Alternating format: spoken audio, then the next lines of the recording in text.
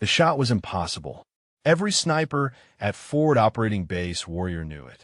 2,300 meters through a window no wider than a dinner plate, factoring for wind shear off the Hindu Kush that changed direction every 40 seconds. Master Sergeant Brennan had attempted it 3 times over the past month. 3 times, the Taliban commander inside that compound had walked away breathing. But Sergeant First Class Nadia Okonkwo had never been asked to try. She had not been asked anything in 3 years. The morning sun cut through the dust of Khyber province as Nadia finished her equipment check in the corner of the armory. Her rifle was immaculate. It was always immaculate. She had learned long ago that the things she could control deserved perfect attention, because the things she could not control would take everything else. Specialist Reyes walked past without acknowledging her. 2 sergeants from 2nd Platoon did the same. She had become furniture, wallpaper, a shape that occupied space but demanded no recognition. This was not an accident. This was survival. Before we continue with Nadia's story, drop a comment and let us know what state you are watching from. Maybe you have witnessed similar situations where someone's skills were overlooked because of who they were. Master Sergeant Brennan's voice echoed from the doorway. He was speaking to First Sergeant Hutchins, loud enough for everyone in the armory to hear. Loud enough for her to hear. 3 more weeks, and I will have that shot dialed in, Brennan said. The wind patterns are predictable if you understand the terrain. Nobody else on this base has the patience for it. Nadia said nothing. She had watched Brennan's attempts through her own scope from secondary position. She had seen his mistakes. The way he rushed his breathing cycle. The way he failed to account for the thermal currents that rose from the valley at midday. She had written detailed notes on what adjustments would make the shot possible. Those notes sat in her footlocker, unread by anyone, because nobody had asked. Hutchins grunted in response to Brennan. What about Okonkwo? She's qualified. Brennan's laugh was sharp enough to cut glass. Okonkwo. She's qualified to clean the latrines. Maybe qualified to fetch coffee. But that shot requires a real sniper, First Sergeant. Someone who has actually proven themselves in combat. Nadia's hands did not pause in their work. Her expression did not change. 3 years of this had taught her that reaction was surrender. Brennan wanted her to flinch, wanted her to protest, wanted any excuse to write her up for insubordination or attitude or whatever creative violation he could manufacture. She gave him nothing. The armory cleared out for morning chow, leaving Nadia alone with her rifle and the silence. She allowed herself one slow breath, then another. The anger was still there, buried deep where it could not compromise her. It had been there since her first week at FOB Warrior, when Brennan had looked at her transfer orders and asked who she had slept with to get a sniper qualification. The memory threatened to surface fully, so she redirected her attention to the young Afghan interpreter hovering near the doorway. Farzad was 17, all sharp angles and nervous energy. He reminded her of her sister Amara at that age, before everything had fallen apart between them. Farzad's stomach growled loud enough to hear across the room. Nadia reached into her cargo pocket and produced an MRE dessert packet. Pound cake. She held it out without a word. The boy's eyes widened. Sergeant, I cannot take your food. She placed it on the table beside her and returned to her rifle. The pound cake disappeared into Farzad's pocket within seconds. A small smile crossed his face before he remembered himself and hurried away. These moments were what she held on to. Small kindnesses that cost nothing but meant everything. Proof that 3 years of being invisible had not made her forget how to see others. The afternoon brought rumors first, then confirmation. A general was arriving tomorrow. Not just any general. Brigadier General Harrison Webb, a name that carried weight even among officers who carried plenty of their own. He was coming to FOB Warrior with a specific request. He wants our best sniper, Captain Volkov announced at the evening briefing. Mission critical. Details are classified until his arrival, but I want every qualified shooter ready for inspection at 0800. Brennan straightened visibly, already claiming the selection as his birthright. The other snipers shifted with varying degrees of hope and resignation. Nadia remained motionless in the back row, where she always sat, where she had learned to be overlooked. Volkov's eyes found her briefly. Something unreadable passed across the captain's face. Then it was gone. That night, Nadia lay in her bunk and stared at the plywood ceiling. A general demanding the best sniper. A mission critical enough to bring brass to this remote corner of Afghanistan. And somewhere in the mountains above this base, a Taliban commander who had killed 12 Americans and evaded every attempt to bring him justice. She thought about the shot. 2,300 meters. Wind sheer off the ridge. A window no wider than a dinner plate. Brennan had failed 3 times because Brennan did not understand that impossible shots were not about force or patience. They were about surrender. About becoming so still that the rifle was no longer a tool, but an extension of breath itself. She had made shots like that before, in places that did not exist on any official map, for people who would never acknowledge she had been there. That was the price of the life she had chosen. Silence, invisibility, the quiet comfort of knowing what she was capable of, even if no one else ever would. But something stirred in her chest as sleep approached. Something dangerous. Something she had trained herself to bury so deep it could never compromise a mission. Hope. The kind of hope that whispered, maybe this time will be different. Maybe this general would see what 3 years of deliberate blindness had hidden. Maybe the shot that everyone said was impossible would finally be given to someone who knew it was not. She crushed the feeling before it could take root. Hope was a luxury for soldiers who had never learned what it cost to want something you could not have. Tomorrow the general would arrive. Tomorrow Brennan would step forward and claim what he believed was rightfully his. Tomorrow would be exactly like every other day at Forward Operating Base Warrior. Nadia closed her eyes and let the darkness take her. She could not have known how wrong she was about tomorrow. She could not have known that in 18 hours, a single word from a general's lips would change everything she thought she understood about why she was here, why she had been buried, and what she had been waiting for without ever realizing she was waiting. The impossible was coming, and for the first time in 3 years, it was not a shot through a distant window. It was the woman who would take it. The Black Hawk descended through the morning haze at exactly 0745. Nadia watched from her position near the motor pool as the rotors kicked dust into swirling columns that obscured everything for 100 meters. When the air cleared, Brigadier General Harrison Webb was already striding toward the command post with the kind of purpose that made junior officers scramble to appear busy. He was smaller than she expected. Most generals carried their authority in physical presence, in height or breadth, or the sheer space they occupied. Webb carried his differently. It lived in his eyes. In a way, he surveyed the base like he was cataloging every weakness and every strength simultaneously. Captain Volkov met him at the TOC entrance. Their exchange was too distant to hear, but Nadia could read body language well enough. Volkov was nervous, respectful but guarded. Webb was impatient. He had not come to FOB Warrior for pleasantries. The formation assembled at 0800 sharp. Every qualified sniper on base stood in a single row across the packed earth of the parade ground. 11 men, 1 woman. Nadia had positioned herself at the far end, where she always positioned herself, where being overlooked required the least effort. Brennan stood at the center of the line, chest out, jaw set, radiating the confidence of a man who had already written his own victory speech. The morning sun caught the glint of his master sergeant chevrons like they were polished specifically for this moment. General Webb emerged from the TOC and walked the line slowly. He stopped at each soldier, examined them with those cataloging eyes, asked brief questions that Nadia could not hear from her position. Most of the snipers answered quickly, eagerly, trying to compress their entire worth into 30 seconds of face time with a general. Brennan's turn lasted longer than the others.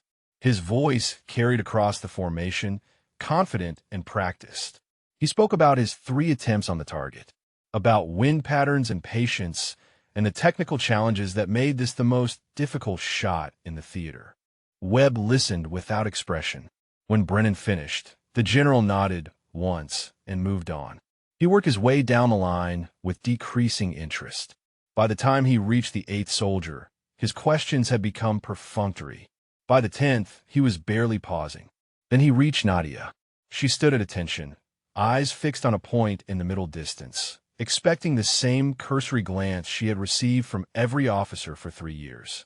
Expecting to be passed over, dismissed, rendered invisible by the simple act of not being seen. General Webb stopped in front of her. The silence stretched for 3 seconds. 5, 10. Something shifted in his posture, a tension that had not been there before. His eyes moved across her face with an intensity that made her skin prickle with warning. "Sergeant First Class Okonkwo," he said. "Her name?" "Nothing more." "Yes, sir," she replied. The general did not move, did not ask questions about her qualifications or her experience or her assessment of the target.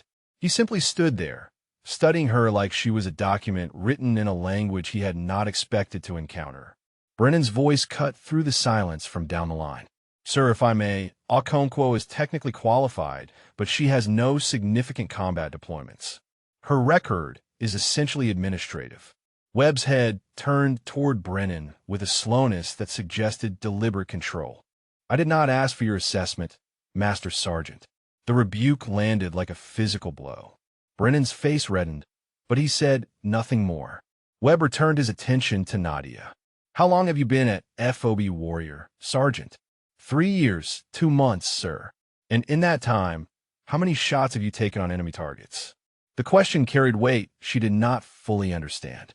She answered honestly, "0, sir. I have not been assigned to any direct action missions."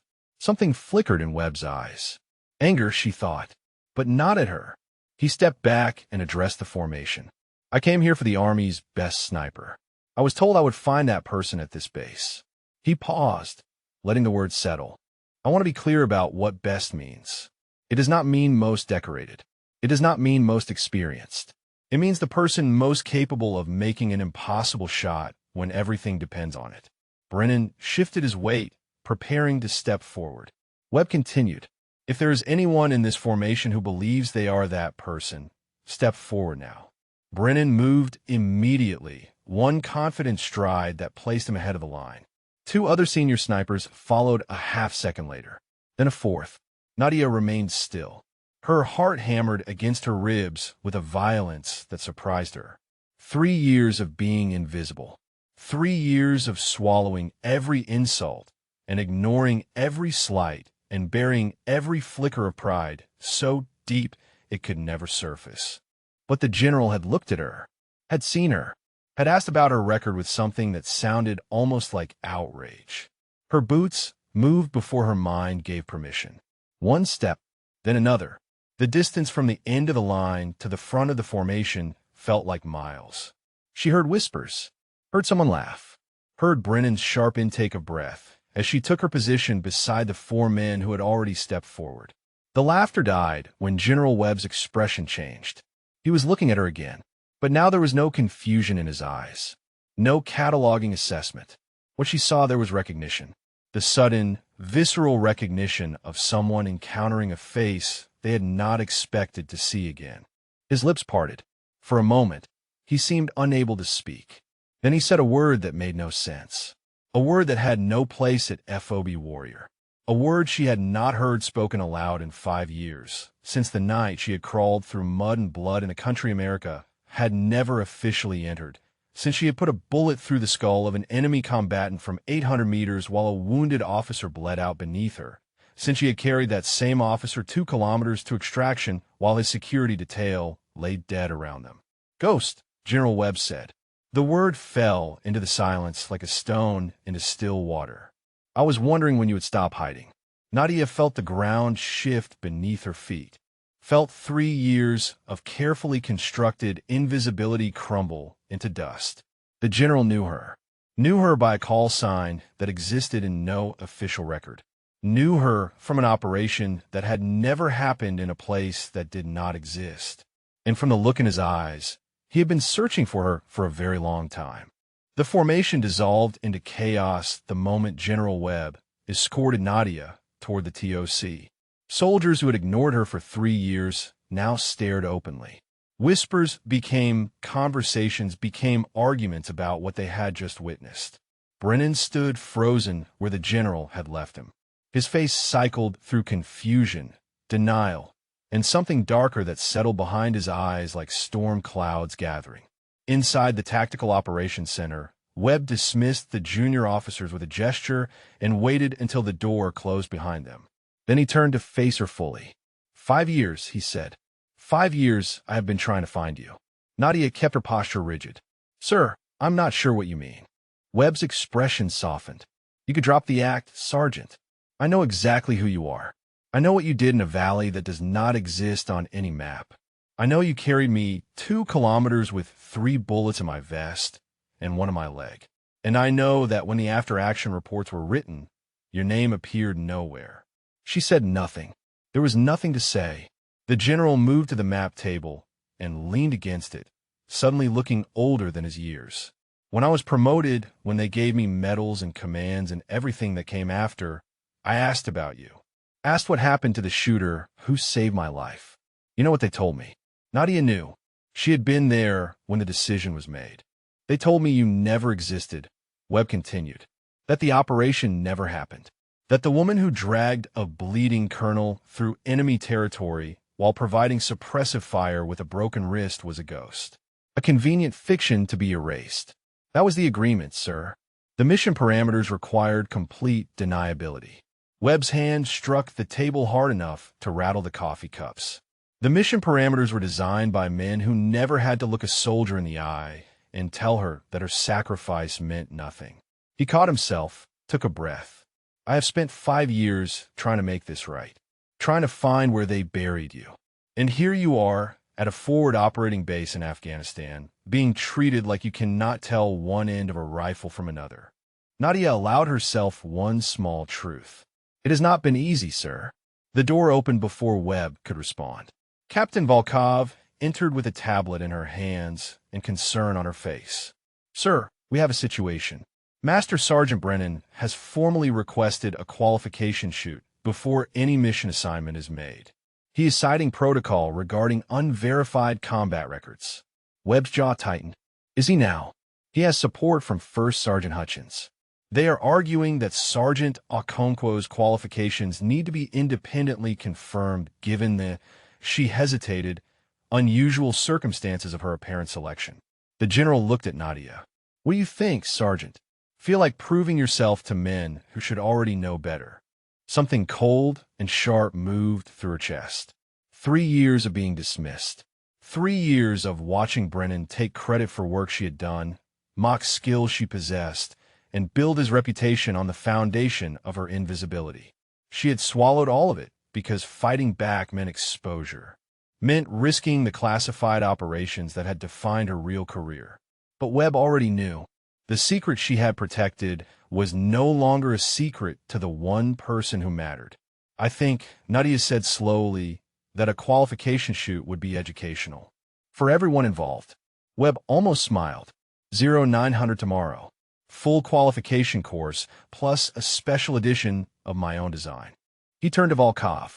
Make sure Brennan understands that this is his idea. When it goes badly for him, I want there to be no confusion about who requested it. Volkov nodded and left. Nadia returned to her quarters to find her rifle case open and her weapon disassembled on the bunk.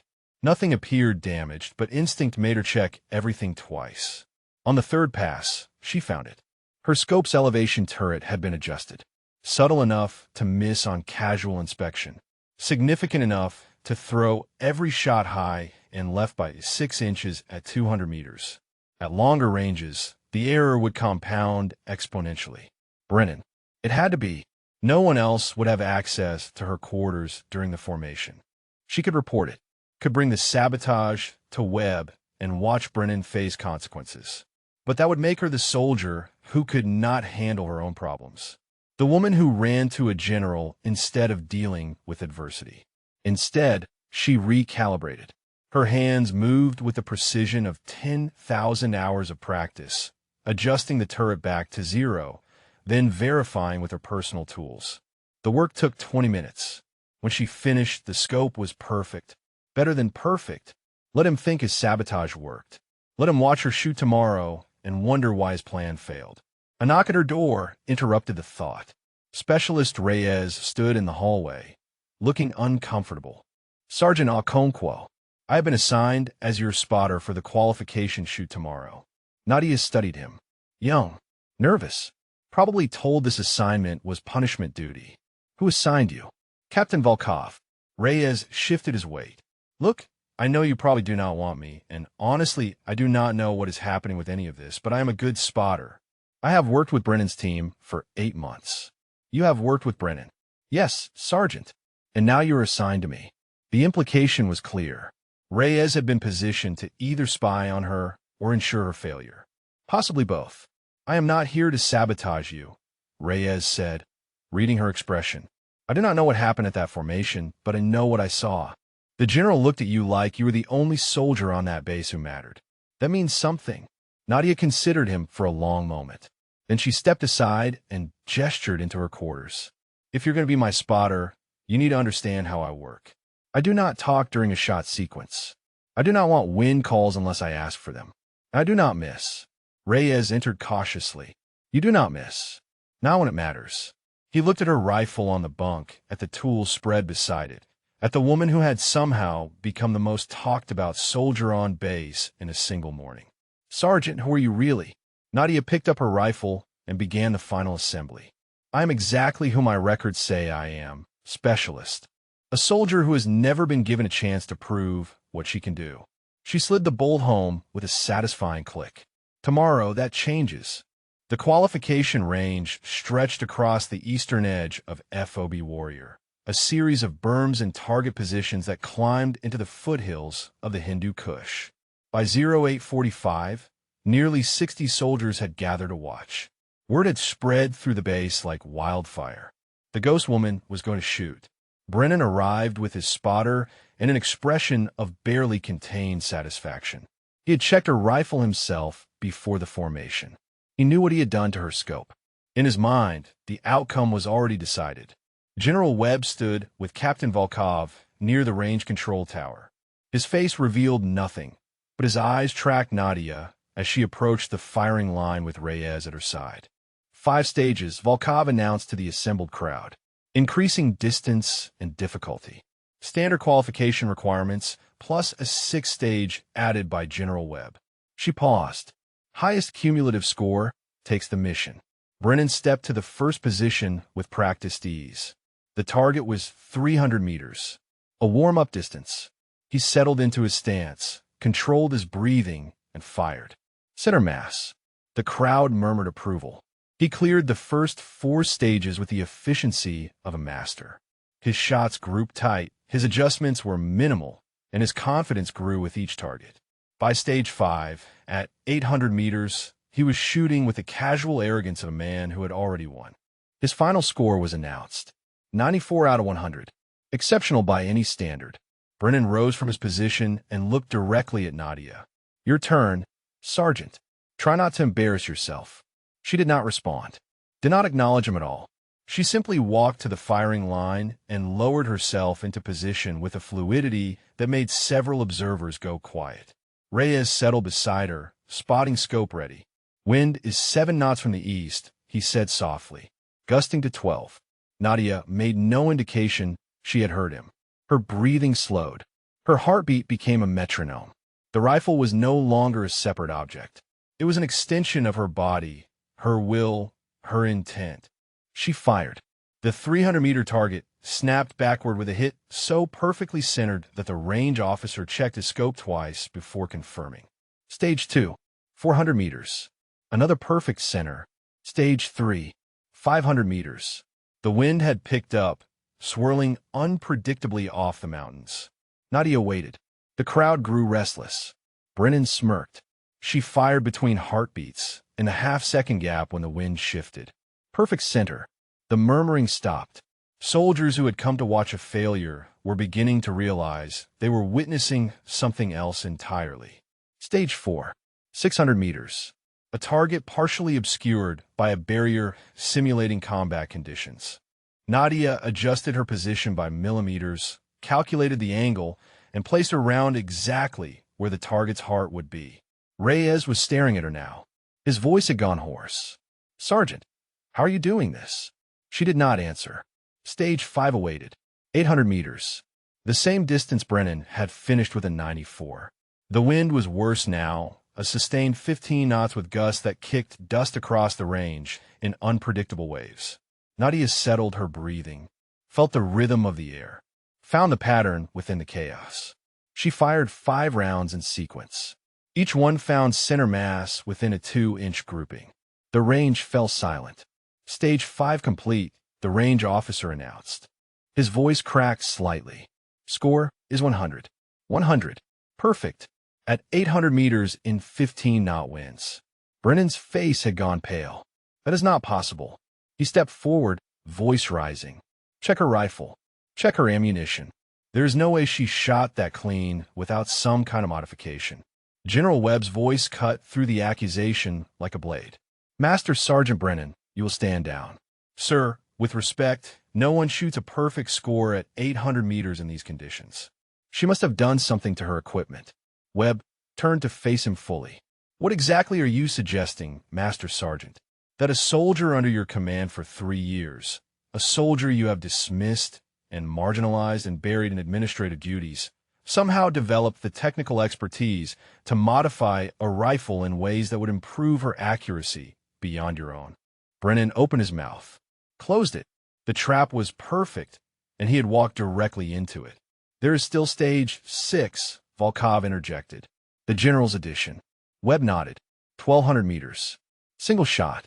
Target will be exposed for 3 seconds. A ripple went through the crowd. 1,200 meters was extreme range. 3 seconds of exposure meant no time for adjustment. Brennan had not attempted stage 6. The option had been offered, but he had declined, citing the impossible conditions. Nadia rose from her position and walked to the designated firing point without hesitation. Reyes scrambled to follow. The wind had not improved. If anything, it had grown worse. Dust devils spun across the range, obscuring sight lines and creating chaos in the air between shooter and target. Sergeant, Reyes whispered, this is suicide. The conditions are impossible. Nadia settled into position, adjusted her scope, felt the weight of 60 soldiers watching her, waiting for her to fail, waiting for confirmation that the past hour had been a fluke. She thought about 3 years of silence, 3 years of being invisible, 3 years of watching men like Brennan take credit for her work while telling her she did not belong. The target appeared, a silhouette at 1,200 meters, barely visible through the dust and haze. She did not think, did not calculate, did not hesitate. She became the rifle, and the rifle became the distance, and the distance became nothing at all. The shot crossed 1,200 meters in just over 1 second. The target snapped backward and did not rise. The range officer's voice trembled when he spoke. Stage 6 complete. Center mass. Perfect hit. For a long moment, no one moved. Then Reyes let out a breath that sounded almost like a laugh. Sergeant Okonkwo, what the hell are you? Nadia rose from her position, collected her rifle, and walked past Brennan without a glance. I'm exactly what the general asked for, she said. The Army's best sniper. That night, alone in her quarters, Nadia allowed herself to feel everything she had suppressed on that range. The anger, the satisfaction, the bone-deep exhaustion of finally being seen. She pulled a photograph from her footlocker. 2 young women, arms around each other, smiling at a camera. Nadia and her sister Amara, taken the week before she had deployed to a place that did not exist. She had not spoken to Amara in 5 years. Not since the funeral she had missed. Not since the silence between them had grown so vast that neither knew how to cross it. A knock at her door interrupted the memory. Reyes stood in the hallway, 2 cups of coffee in his hands. I thought you might want to debrief, he said. About tomorrow. About the mission. Nadia looked at the coffee. At the young soldier who had witnessed something today that he did not fully understand, but had chosen to accept anyway. She stepped aside and let him in. They talked until midnight. Not about the mission. About family. About choices. About what it meant to carry secrets so heavy they bent your spine. When Reyes finally left, Nadia felt something she had not felt in years. Connection. The fragile beginning of trust. She did not know that while she slept, Brennan was in the communications tent, filing a report that would threaten everything she had just begun to build. Accusations of conduct unbecoming. Falsified records. Fraternization with enlisted personnel. Every word a lie. Every lie designed to destroy her before the sun rose again. The summons came at 05:30, before the sun had cleared the mountains. Nadia was escorted to the TOC by two MPs who would not meet her eyes. The walk across the base felt like a funeral procession. Soldiers who had watched her shoot yesterday now turned away as she passed. Inside the Tactical Operations Center, Captain Volkov stood beside a table covered in documents. First Sergeant Hutchins occupied the corner, his weathered face unreadable. General Webb was notably absent. Sergeant Okonkwo, Volkov began. Formal charges have been filed against you. Conduct unbecoming a non-commissioned officer. Falsification of official records. Fraternization with enlisted personnel. Nadia felt the ground shift beneath her feet. The accusations were absurd. They were also potentially career-ending. The charges were filed by Master Sergeant Brennan. Volkov continued. He has provided documentation suggesting your qualification records from your previous duty stations were altered. He also claims to have witnessed inappropriate conduct between you and Specialist Reyes last night. We talked, Nadia said, in my quarters, with the door open, about the mission. Volkov's expression remained neutral. Brennan's statement suggests otherwise. The frame was elegant in its simplicity. Nadia understood now why Brennan had looked so confident after her perfect qualification score. He had known the sabotage might fail. He had prepared a backup plan. First Sergeant Hutchins spoke for the first time. Something about this does not sit right with me. Volkov glanced at him. Explain. Hutchins moved to the table and picked up one of the documents. This disciplinary report from her time at Fort Benning. It references an incident in March of 2022. But according to her official records, she was not at Benning in March of 2022. She was at Camp Humphreys in Korea. A clerical error, perhaps, Volkov offered. Maybe. Hutchins set the document down. Or maybe someone created paperwork without checking dates. Someone in a hurry to build a case. Nadia watched the exchange in silence. Hutchins had been one of Brennan's strongest supporters. His skepticism now suggested cracks in an alliance she had assumed was unbreakable. The door opened and General Webb entered. His face was carved from stone. I have been briefed on the charges, he said. I have also ordered a full investigation into their origin. He looked at Nadia. Sergeant Okonkwo, you are not confined to quarters. You are not relieved of duty. The mission proceeds as planned, and you remain my primary shooter. Sir, Volkov interjected carefully.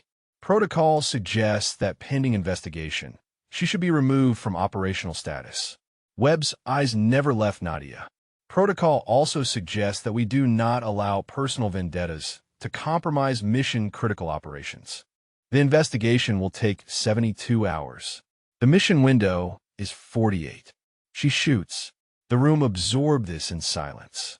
Webb had just overridden standard procedure on nothing more than his personal authority.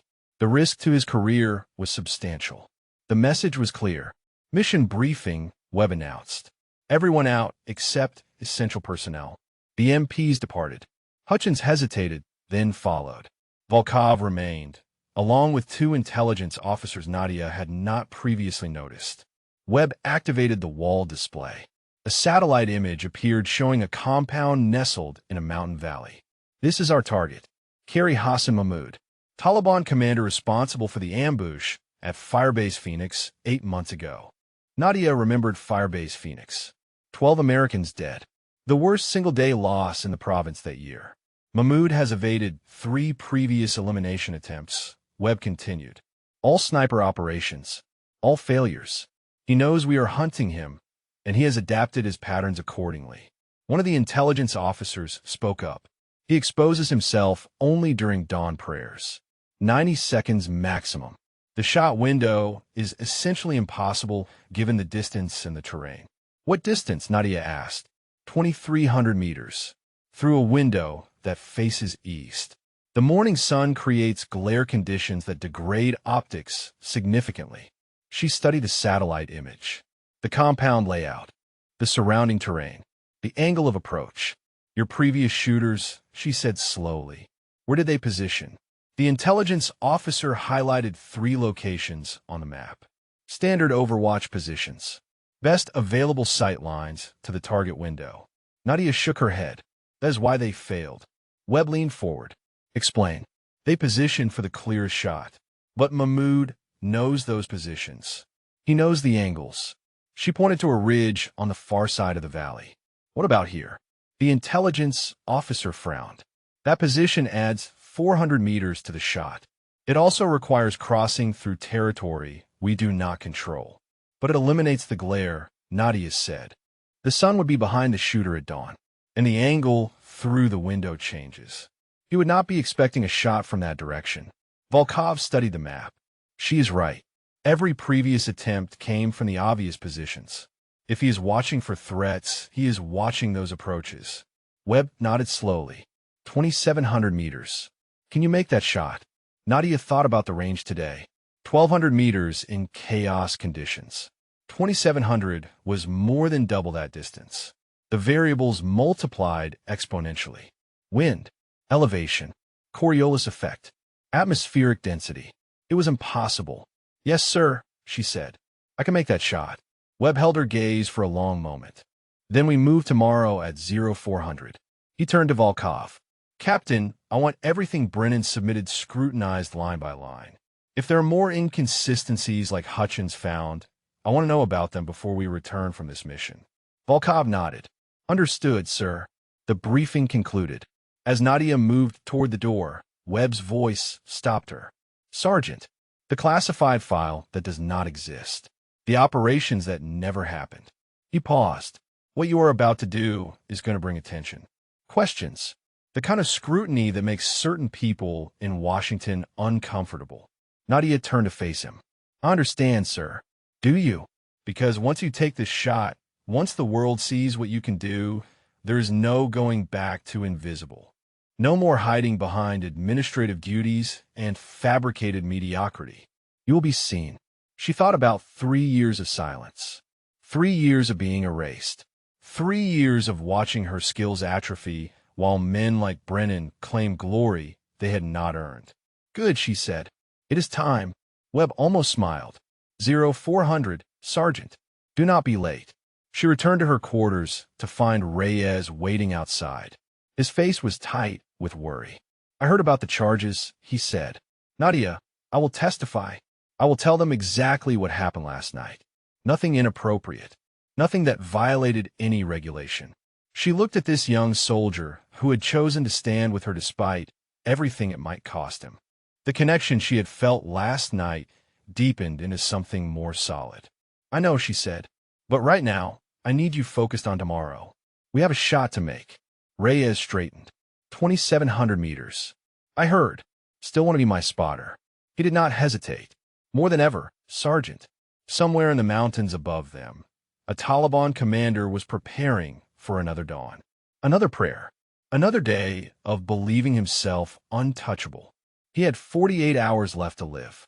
He just did not know it yet. The summons came at 2100 hours. General Webb requested her presence at his temporary quarters.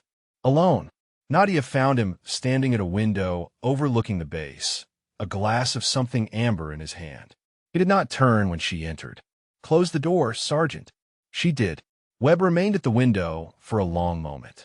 When he finally spoke, his voice carried a weight she had not heard before. Do you know why I really came to FOB Warrior? To find your snipers, sir. For the Mahmoud mission. He turned then, and she saw something in his eyes that surprised her. Pain. The kind that had been carried for years. I came to find you, he said. The mission is real. Mahmoud needs to die. But I could have sent any number of shooters from JSOC.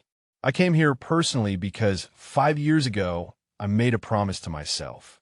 A promise that I would find the woman who saved my life and make sure the world knew what she did. Sir, the operation was classified. What happened in that valley was never meant to be acknowledged. Webb set his glass down hard. I know what the operation was meant to be. I was there. I was the one bleeding out on the ground while you made shots that should have been impossible. I was the one you carried through 2 kilometers of hostile territory with a broken wrist because you would not leave me behind. The memories rose unbidden. The smell of cordite and blood. The weight of a wounded officer across her shoulders. The sound of gunfire that never seemed to stop. That night, Webb continued, I watched you save my life and the lives of 3 other men. I watched you do things that should have earned you every commendation our military offers. And when it was over, I watched them erase you. Nadia's voice came out steadier than she felt. I made a choice, sir. The operation required deniability. If my involvement became known, it would have compromised assets, endangered ongoing missions. The people who needed to stay hidden would have been exposed. You made a choice. Webb moved closer. But did anyone ask you what it would cost? Did anyone mention that protecting the mission meant destroying your career? That the same people who benefited from your sacrifice would spend the next 5 years pretending you did not exist? She had no answer for that. The truth was too heavy to speak aloud. Webb's voice softened. I was promoted 6 months after that operation, given command of a battalion, then a brigade. Every step of the way, I knew it was built on what you did. Built on a body I should have left in that valley if not for you. You did not ask me to save you, sir. I made that decision, and I have spent 5 years trying to deserve it. The silence stretched between them. Nadia felt something cracking inside her chest. The wall she had built around those memories, around that night, around everything that came after. There's something else, Webb said. Something I learned during my search for you. He reached into his jacket and produced a photograph. 2 women, arms around each other. The same photograph Nadia kept in her footlocker. Your sister, Webb said. Amara. She filed a missing persons report 3 weeks after the operation. When the Army told her you were on routine deployment with no contact available, she did not believe them. She knew something was wrong. Nadia took the photograph. Her hands were trembling. She contacted everyone she could think of, Webb continued. Senators, journalists, veterans advocacy groups. She made enough noise that certain people became concerned she might actually discover something. So they sent someone to talk to her. Who? Webb's jaw tightened. They told her you had chosen not to contact her, that you were alive and well and simply did not want to speak to her. They implied that you had moved on from your family, that she should do the same. The words hit like physical blows. All this time, Nadia had believed Amara's silence was anger over the missed funeral, over the absence that could not be explained. She had never known that someone had deliberately poisoned the well between them. My mother's funeral, Nadia whispered. I was still in medical recovery. 3 cracked ribs, the wrist, internal bleeding. They would not let me leave. And when I finally could, they told me communication was not possible for operational security. I know, Webb said. I found the medical records, found the communication logs, found the orders that kept you isolated during the most important moment of your family's life. Tears were forming now. She could not stop them. Years of discipline, years of control, and it was all dissolving in the face of this truth. She thinks I abandoned her, Nadia said. She thinks I chose the Army over my own mother's funeral. She thinks what they wanted her to think. Webb moved to stand beside her. But it does not have to stay that way. When this mission is over, when Brennan's lies are exposed and your record is corrected, you can tell her the truth. The truth. Nadia looked at the photograph, at the sister she had loved more than anything, at the relationship that had been stolen from her by men who saw her as nothing more than an asset to be used and discarded. Something shifted in her chest. The grief was still there, the anger, but beneath it, something else was growing, a clarity she had not felt in years. She looked at Webb. Tomorrow, we go to the mountain. Yes, and I take the shot that proves I exist. Webb nodded. You take the shot, and then Sergeant Okonkwo, the Army learns your name, the real one, not the fiction they created to bury you. He paused. Are you ready for that? Once this is done, there is no going back to invisible. Nadia thought about Amara, about the lies that had separated them, about the 5 years of silence built on manipulation and institutional cowardice. Good, she said, because I am done hiding. Webb extended his hand. She took it. Tomorrow we make this right, he said. All of it. She left his quarters with the photograph still in her hand. The night air of Afghanistan was cold against her face, but she barely felt it. Somewhere in the distance, Amara was living her life, believing her sister had abandoned her, believing the lies she had been told. 48 hours. One impossible shot. And then, finally, the truth. Nadia looked up at the stars scattered across the mountain sky and made a promise to herself. To Amara. To the woman she had been before they tried to erase her. No more ghosts. No more shadows. No more silence. It was time to be seen. 0300. The base was quiet except for the low thrum of generators and the distant sound of rotors warming up. Nadia finished packing her kit in the armory. Rifle cleaned and zeroed. Ammunition inspected round by round. Ghillie suit compressed into its carry bag. Everything she needed for a shot that would either redeem 5 years of silence or prove that she had been fooling herself all along. Reyes appeared at the door. Gear is loaded, Sergeant. Bird is ready when you are. She nodded and shouldered her pack. As she moved toward the door, a voice stopped her. Okonkwo. Wait. First Sergeant Hutchins stood in the hallway. His face was difficult to read in the low light, but his posture suggested something she had never seen from him before. Uncertainty. I owe you an apology, he said. Nadia waited. 3 years you have been at this base. 3 years I listened to Brennan tell me you were deadweight. Administrative filler. Someone who had no business wearing the uniform of a sniper. Hutchins shook his head slowly. I never questioned it. Never bothered to look for myself. That was wrong. The apology was unexpected. Hutchins had been Brennan's most reliable supporter. His presence at her door now meant something had fundamentally shifted. What changed, she asked. I watched you shoot yesterday. Watched you do things that should not be possible. And then I watched Brennan scramble to tear you down the moment he realized he could not beat you fairly. Hutchins met her eyes. I have been in this army 30 years. I know the difference between a soldier protecting standards and a man protecting his ego. Brennan is the second one. I should have seen it sooner. Nadia considered his words. The anger she had carried for 3 years did not disappear, but something in her chest loosened slightly. I appreciate you saying that, First Sergeant. Hutchins nodded. Make the shot, Okonkwo. Come back and let us sort out the rest. He turned and walked away before she could respond. The Black Hawk lifted off at 0345, climbing into darkness, still untouched by dawn. The team was small. Nadia, Reyes, a 4-man security element led by a staff sergeant named Cordero. General Webb had wanted to come, but operational security demanded he remain at the base. The flight took 40 minutes, threading through mountain passes that seemed to close around them like fingers. When the helicopter finally touched down on a rocky plateau, the cold hit immediately. At this elevation, the temperature had dropped to near freezing. OP Kilo was not a structure so much as a position, a natural depression in the ridgeline that offered concealment and a sight line across the valley to the target compound. The previous sniper teams had used established positions on the opposite ridge. Nadia's approach required a location that had never been developed. They moved on foot for the final 2 kilometers, picking their way through terrain that punished every misstep.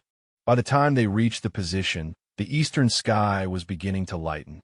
Cordero established security, while Nadia and Reyes began the work of building their hide.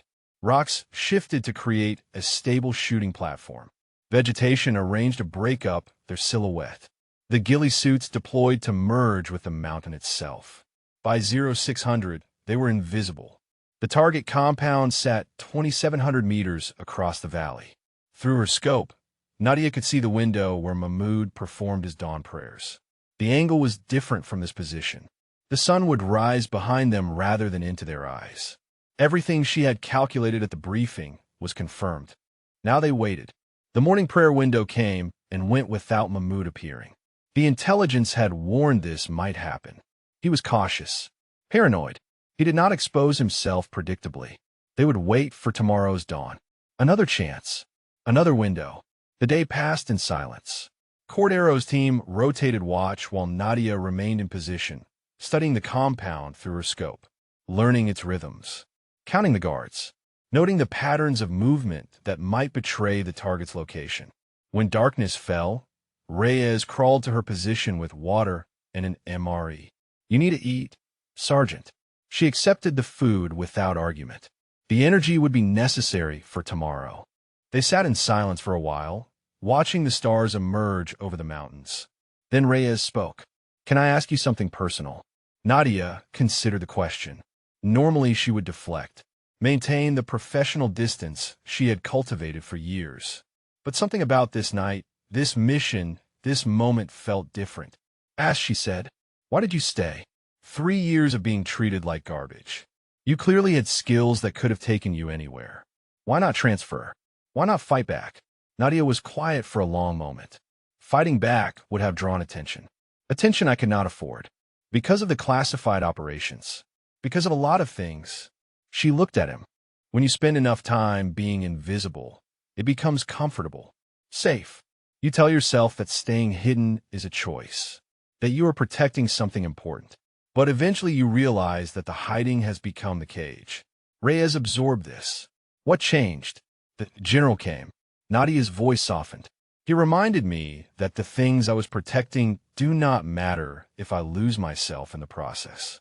That some secrets are not worth keeping if the cost is everything you are. A gust of wind swept across their position, carrying the smell of snow. The weather was changing. Reyes shifted closer, though whether for warmth or connection was unclear. My father told me something once. He said that courage is not the absence of fear. It is the decision that something else matters more than fear. Your father sounds wise. He was a Marine. 2 tours in Iraq. Came home different than he left. Reyes paused. He told me the hardest part was not the fighting. It was coming back and pretending to be normal when nothing inside him felt normal anymore. Nadia understood that feeling more than she could express. "Is that why you joined?" she asked. "To understand what he went through." "Partly." Reyes managed a small smile. "Also because the Army offered to pay for college, and I was not exactly swimming in options." The laugh that escaped her surprised them both. It was a small sound, almost lost in the wind, but it was real. "Sergeant," Reyes said, "whatever happens tomorrow, I want you to know that watching you shoot yesterday changed something in me. Made me realize that the people who tell you what is possible are usually the ones who have never tried the impossible themselves." Nadia looked at this young soldier who had chosen to stand with her when standing alone would have been safer. The connection she felt was no longer fragile. It had become something stronger. "Thank you, Tomas." His first name. She had never used it before. The significance was not lost on either of them. "Get some sleep," she said. "Tomorrow we make history." Reyes nodded and crawled back to his position. Nadia remained, watching the compound through her scope. The wind was building now, gusting to 30 knots with no sign of settling. By morning, it could be worse. The mission window was narrowing. The impossible was becoming more impossible. But she had made a promise. To Webb, to Amara, to herself. Tomorrow, Kari Hassan Mahmoud would face the dawn. And somewhere in the mountains above him, a ghost would become real.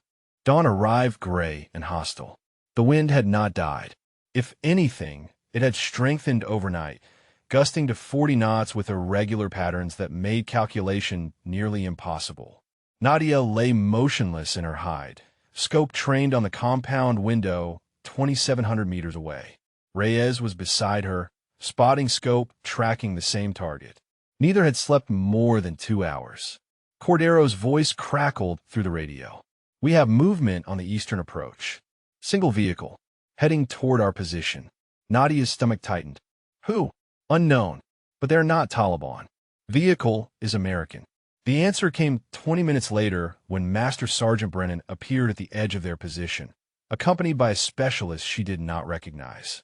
He was breathing hard from the climb, but his eyes carried the same calculating hostility she had seen for 3 years. "What are you doing here?" Reyes demanded. "Oversight." Brennan's smile did not reach his eyes. "General Webb may have put Okonkwo on this mission, but protocol requires senior NCO supervision for operations of this magnitude. I cleared it with Captain Volkov." The lie was smooth. "Practiced." Nadia knew Volkov would never have authorized this. But challenging him now would create conflict at the worst possible moment. "Stay out of my sight line," she said, "and stay quiet." Brennan settled into a position behind her, close enough that she could feel his presence like a physical weight. The specialist he had brought took up station near Cordero's security team. The morning prayer window opened at 06:15. The compound stirred with activity. Guards changed positions. Lights flickered in windows. But Mahmoud did not appear. 06:30. 06:45. The window was closing. Nadia felt the tension building in her shoulders, the familiar battle between patience and urgency that defined every long-range shot. "Movement," Reyes whispered. "Third floor window. Eastern side." She shifted her scope. A figure had appeared in the window, but the angle was wrong. A guard, not the target. He stood for a moment, scanning the valley, then withdrew. The wind gusted to 50 knots. At this distance, that much lateral force would push a bullet off target by nearly 4 feet. The shot was becoming impossible. Cordero's voice came through again, urgent this time. "We have a problem. Enemy patrol. 6 men. Moving up the ridge toward our position. Range 800 meters and closing." The world narrowed to mathematics. 6 enemies at 800 meters. 17 minutes until they would have visual contact with the hide. The target had not appeared. The window was closing. If Cordero engaged the patrol, the compound would hear the gunfire. Mahmoud would go to ground. The mission would fail. If it did not engage, the patrol would discover their position. Firefight at close range. Possible casualties. Mission would still fail. There was no good option.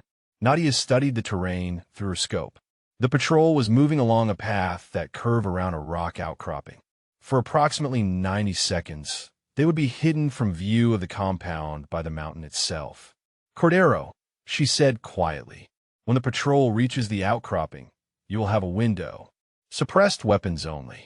90 seconds. That is not enough time to neutralize 6 hostiles quietly. Is if you're good." A pause. Then Cordero's voice, steadier now. "Understood."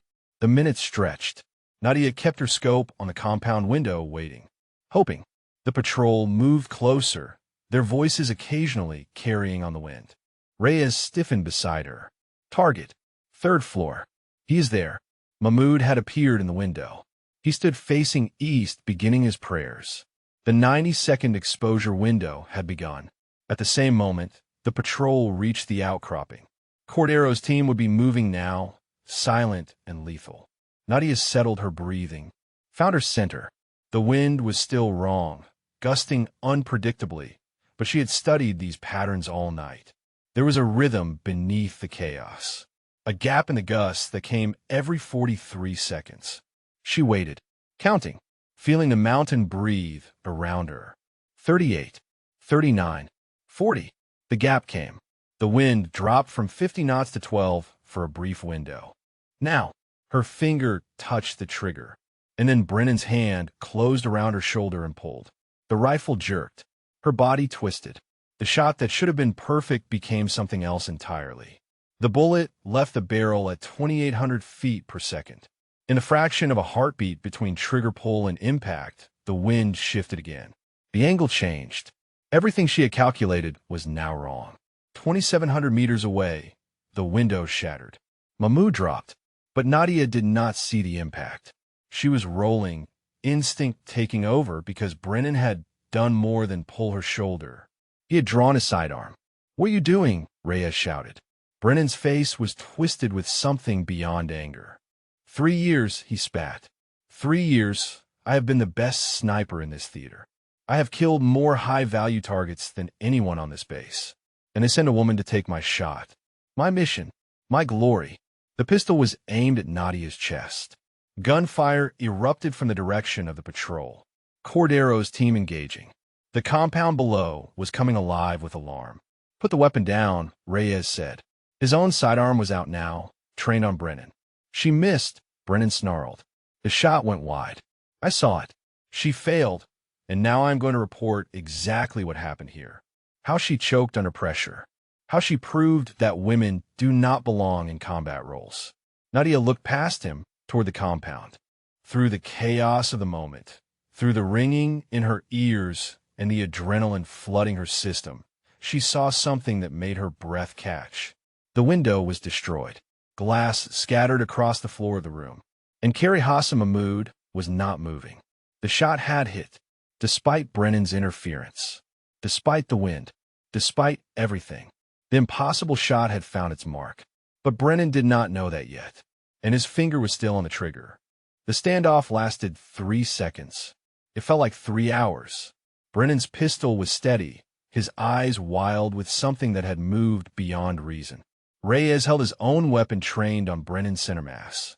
The sound of gunfire from Cordero's engagement echoed across the ridge. She missed, Brennan repeated. The mission failed. This is on her. Nadia rose slowly from the ground, her hands visible. Her voice came out calm, almost gentle. Tomas, lower your weapon. Reyes did not move. He tried to kill you, and he failed.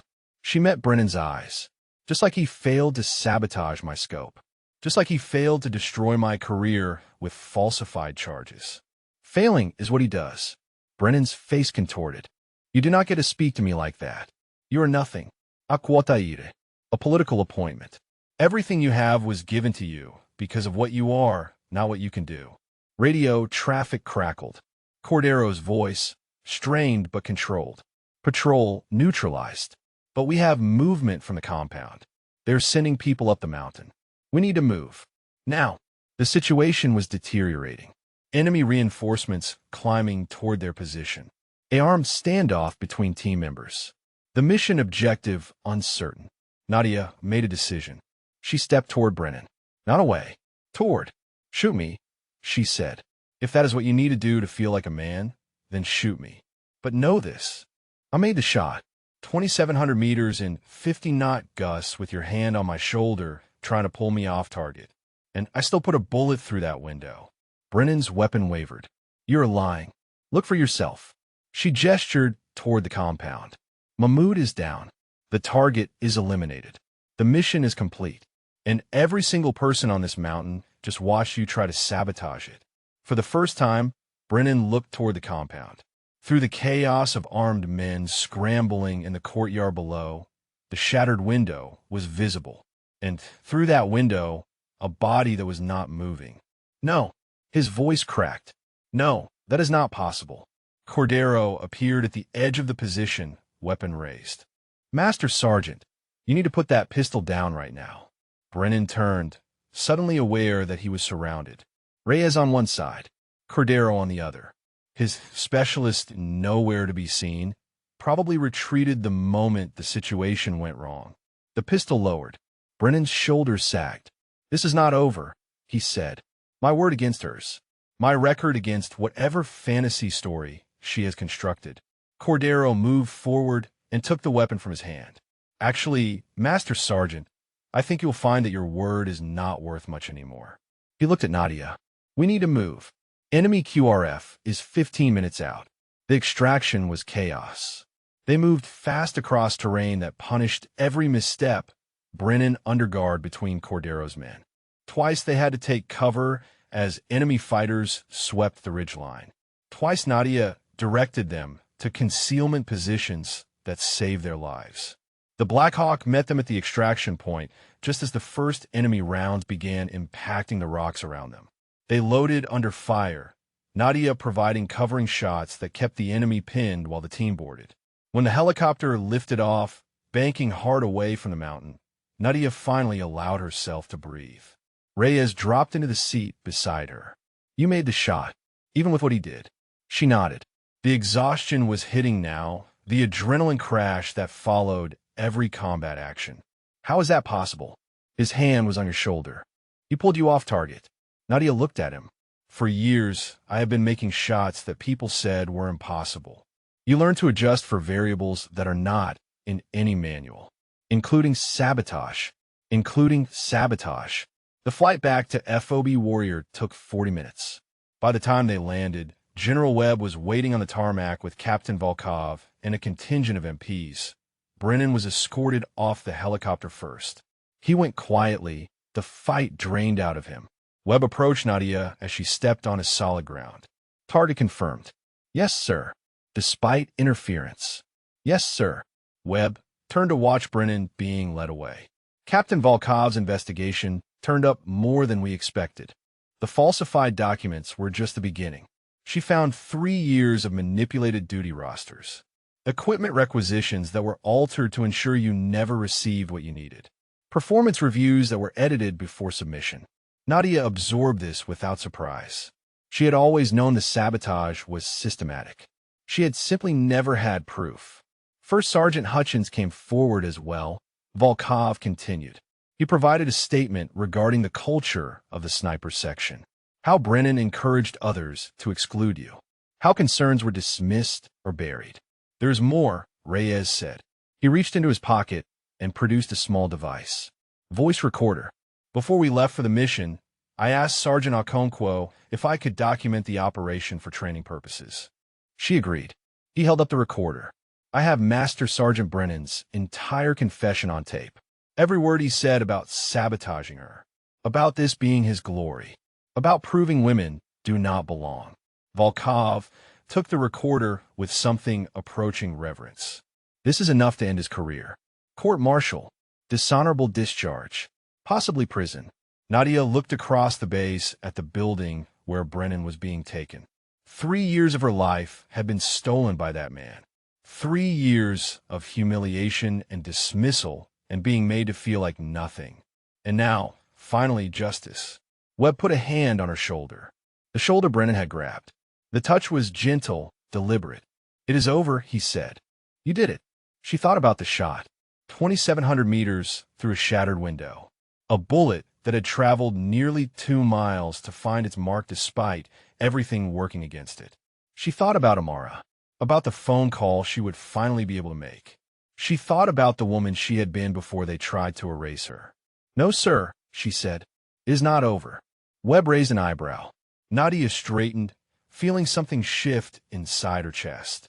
Something that had been broken for 5 years, finally clicking back into place. It is just beginning. The formal charges against Master Sergeant Cody Brennan were filed at 0900 the following morning. Attempted assault on a fellow soldier. Interference with a combat operation. Falsification of official documents. Conduct unbecoming a non-commissioned officer. Conduct prejudicial to good order and discipline. The list filled 2 pages. Nadia was not present when the MPs escorted him from his quarters. She did not need to be. The sounds of the base told the story well enough. The silence that fell when he passed. The way soldiers who had laughed at his jokes for 3 years suddenly found somewhere else to look. By noon, the men who had followed Brennan's lead were already distancing themselves. Nadia watched from across the DFAC as 2 sergeants who had mocked her for years sat alone at a table, speaking to no one. The social mathematics of the military had recalculated. Being associated with Brennan was now a liability. Specialist Reyes found her after lunch, a grin splitting his face. Have you heard? The recording is already being transcribed for the court-martial. JAG says it is the clearest case of command toxicity they have seen in years. Nadia allowed herself a small smile. You took a risk carrying that recorder. I learned from watching you. He sat across from her. Sometimes the right thing and the safe thing are not the same thing. The afternoon brought visitors. Soldiers she had served alongside for 3 years, appearing at her quarters one by one with awkward apologies and averted eyes. I should have said something sooner, one staff sergeant admitted. I knew how Brennan treated you. We all knew. It was easier to go along than to fight. Nadia listened to each one. She did not offer absolution. She did not pretend the hurt had not happened. But she also did not turn them away. The culture that allowed this was bigger than any one person, she said. The question is what we do now. Some nodded and left, clearly relieved. Others lingered, wanting to say more, but not knowing how. The process of rebuilding would take time. Trust was not restored in an afternoon. At 1600, Captain Volkov appeared with orders. General Webb requests your presence at the parade ground. Full dress uniform. 1800 hours. Nadia understood what that meant. A ceremony, public recognition of some kind. The thought stirred complicated feelings. She had spent 5 years learning to be invisible. The prospect of standing before the entire base felt like stepping into sunlight after years in shadow. She prepared slowly. The dress uniform had not been worn since her last formal occasion, years ago. It still fit, though the woman wearing it had changed in ways the fabric could not reflect. When she arrived at the parade ground, the entire base had assembled. Hundreds of soldiers standing in formation, their attention focused on a small platform where General Webb waited beside an array of officers she did not recognize. Volkov escorted her to the front. The walk felt endless. Every eye on the base, tracking her progress. Webb stepped to the microphone when she reached the platform. 5 years ago, he began. A classified operation was conducted in a location that does not appear on any official map. The details of that operation remain sealed. But what I can tell you is this. During that mission, a young sergeant saved the lives of 4 American soldiers, including my own. She made shots under conditions that should have been impossible. She carried a wounded officer 2 kilometers through hostile territory with a broken wrist because she refused to leave anyone behind. The formation was silent, completely still. When the operation ended, Webb continued. This soldier was not recognized, was not decorated, was not even acknowledged. Instead, she was buried in administrative assignments and told that her sacrifice meant nothing, that she did not exist. Nadia felt the weight of every word. The years of silence, the erasure, all of it being pulled into the light. That soldier is standing before you now. Webb turned to face her. Sergeant First Class Nadia Okonkwo, call sign Ghost, the finest sniper I have ever had the privilege to serve alongside. A murmur rippled through the formation. Soldiers who had dismissed her for 3 years were now staring with expressions that ranged from shock to shame to something approaching awe. Yesterday, Webb continued, Sergeant Okonkwo eliminated a high-value target at 2,700 meters in conditions that every manual says were impossible. She did this while a fellow soldier actively attempted to sabotage her shot. She did this after 3 years of systematic harassment designed to break her spirit and end her career. She did this because that is who she is. A soldier who does not fail, who cannot be stopped, who refuses to be erased. He turned to the officers beside him. One of them stepped forward holding a small box. It is my honor to present Sergeant First Class Okonkwo with the Silver Star for Valor, awarded for actions in a theater that officially does not exist. This decoration is 5 years overdue. He paused. It is also my honor to announce that effective immediately, Sergeant First Class Okonkwo is promoted to the rank of Master Sergeant. The formation erupted, not in the polite applause of routine ceremonies, but in something rawer. Voices calling out, soldiers breaking protocol to cheer. 3 years of tension releasing in a single moment. Webb pinned the medal to her chest. Then he stepped back and saluted. Nadia returned the salute. Her vision blurring with tears she refused to let fall. When the ceremony concluded, soldiers crowded around her. Hands to shake. Words of congratulations. Faces she had seen for years now looking at her as if seeing her for the first time. Because they were. The legend they had ignored. The ghost they had dismissed. The woman they had made invisible. She was visible now, and she would never be hidden again. First Sergeant Hutchins pushed through the crowd. His weathered face carried an expression she had never seen from him. Something between pride and regret. Master Sergeant Okonkwo, he said. He extended his hand. It is about damn time. She took it. Yes, First Sergeant. It is. The days following the ceremony moved differently.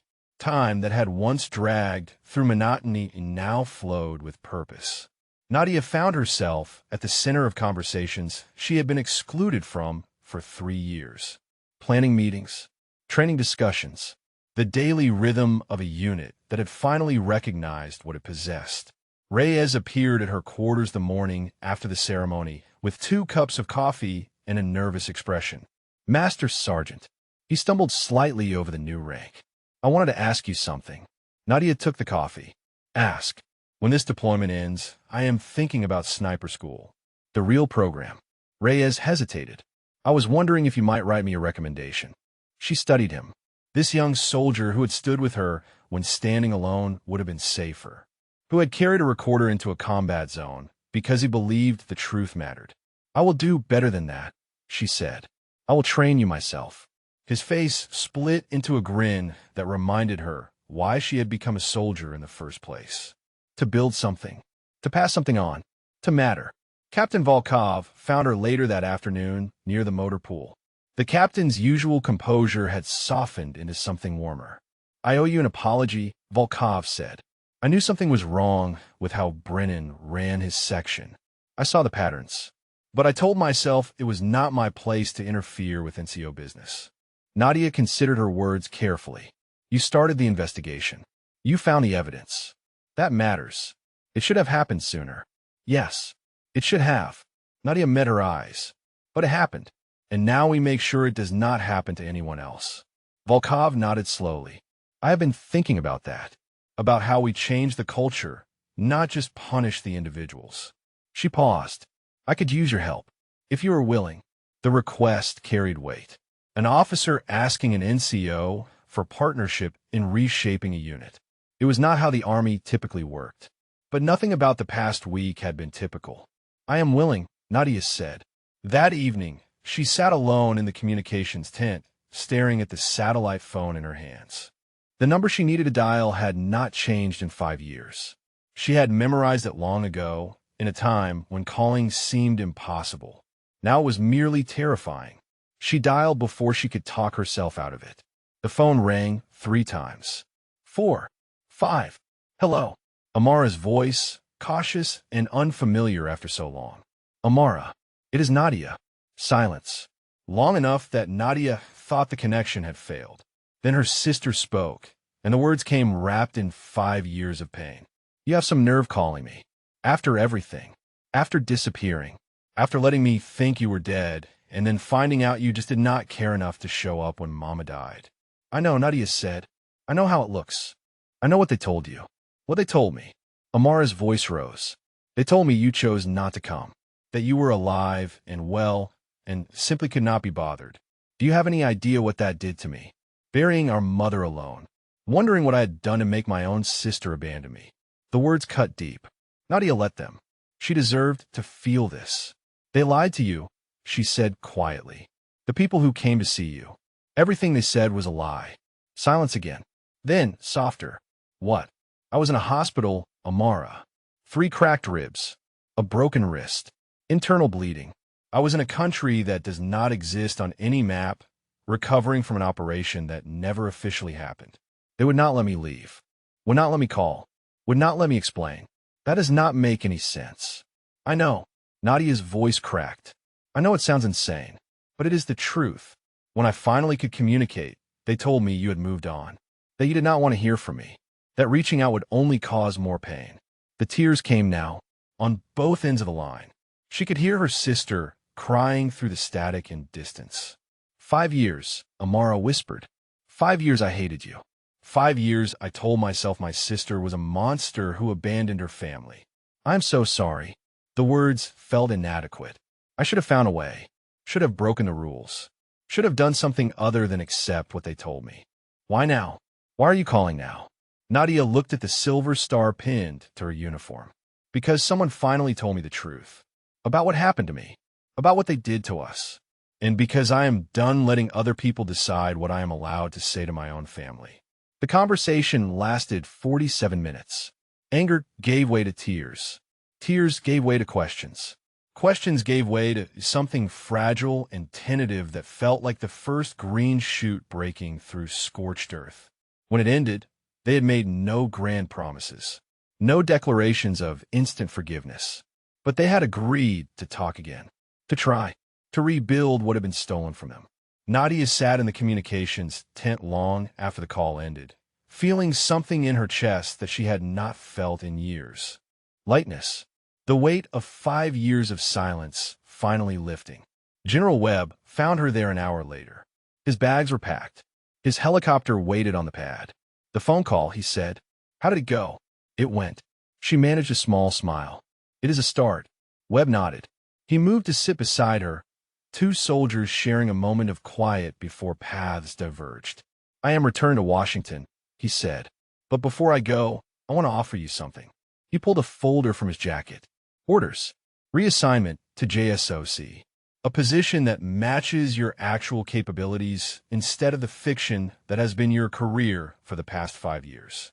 Nadia took the folder, opened it. The words blurred slightly as she read.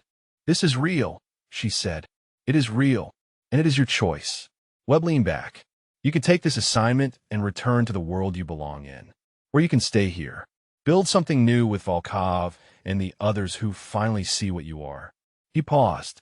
"For the first time in 5 years, Nadia, no one is going to tell you what your life has to be. You get to decide." She looked at the orders, at the future they represented. Then she looked through the tent flap at the base that had been her prison and was slowly becoming something else. "When do you need an answer?" she asked. Webb stood and straightened his uniform. "Take the time you need. You have earned that much."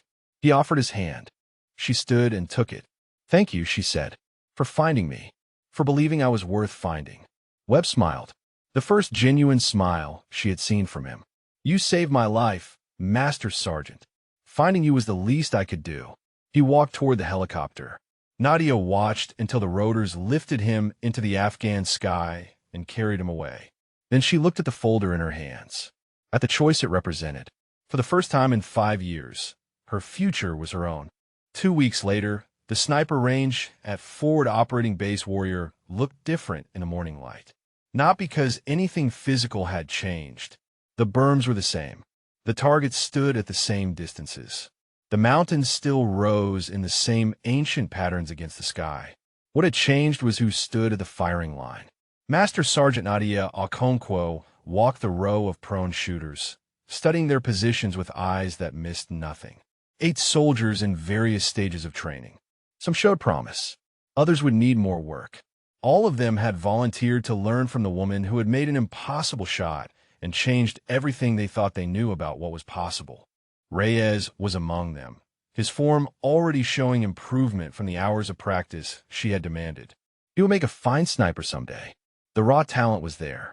What she was teaching him now was discipline, patience, the understanding that the shot was the smallest part of what made a shooter great. At the far end of the line, a familiar face caught her attention. Farzad, the young Afghan interpreter who had reminded her of Amara, lay behind a training rifle with an expression of fierce concentration. He had enlisted 3 days after the ceremony, inspired by what he had witnessed, determined to become something more than a translator. His paperwork had been complicated, his background unconventional. Several officers had questioned whether he belonged in a sniper program at all. Nadia had overruled every objection. She knelt beside him now, adjusting his elbow position by millimeters. "Your breathing is too fast," she said quietly. "The rifle moves with your chest.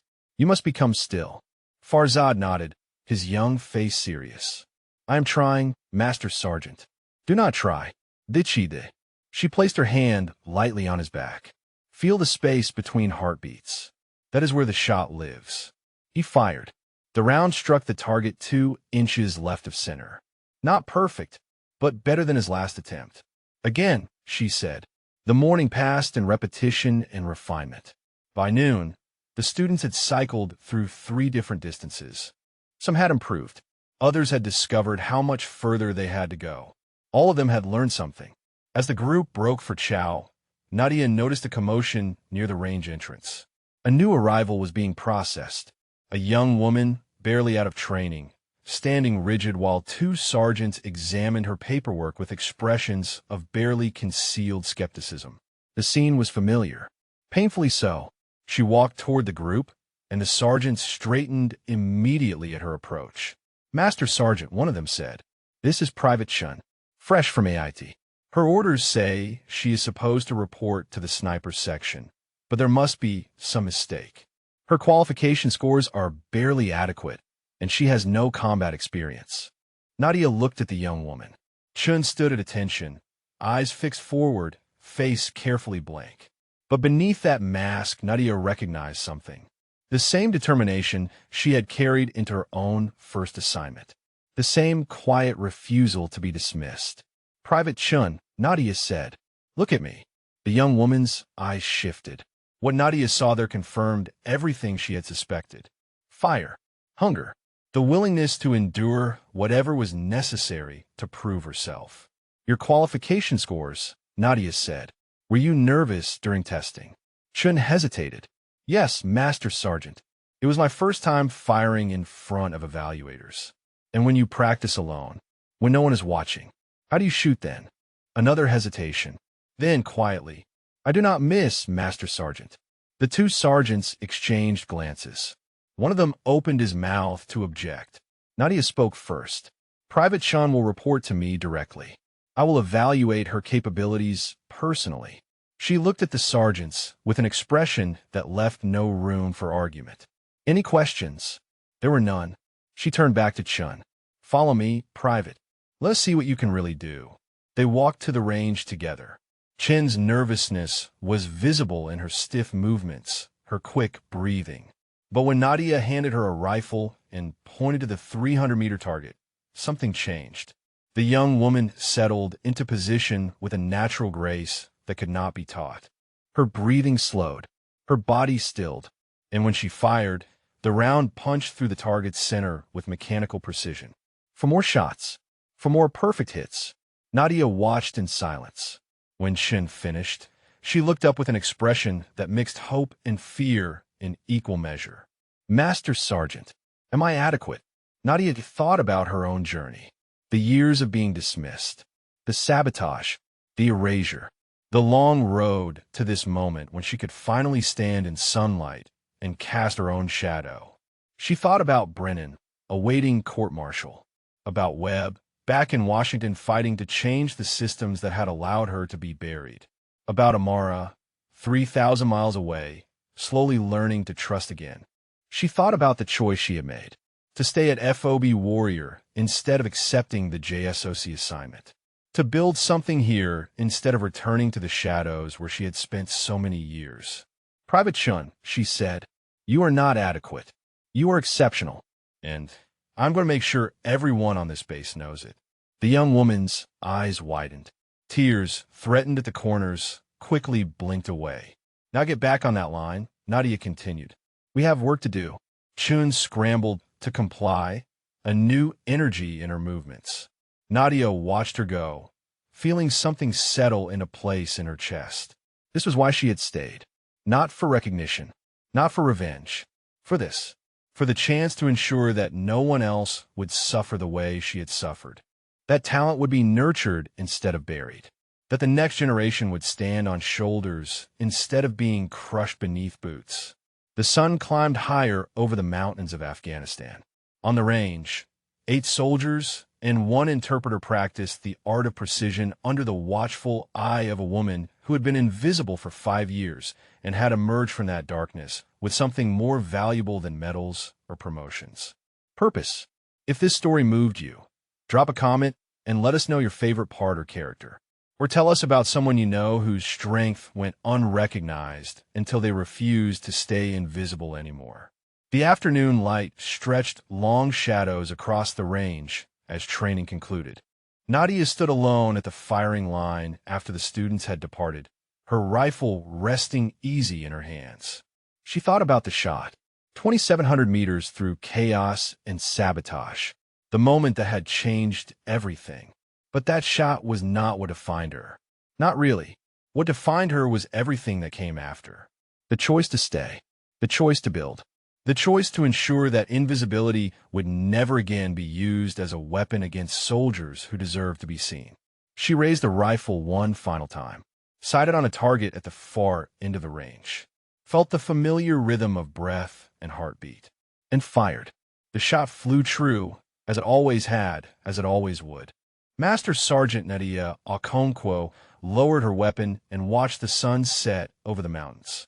She had been a ghost once, a shadow, a name erased from records and memories. Now, she was something else entirely. She was visible. She was present. She was exactly where she was meant to be, and she was never disappearing again.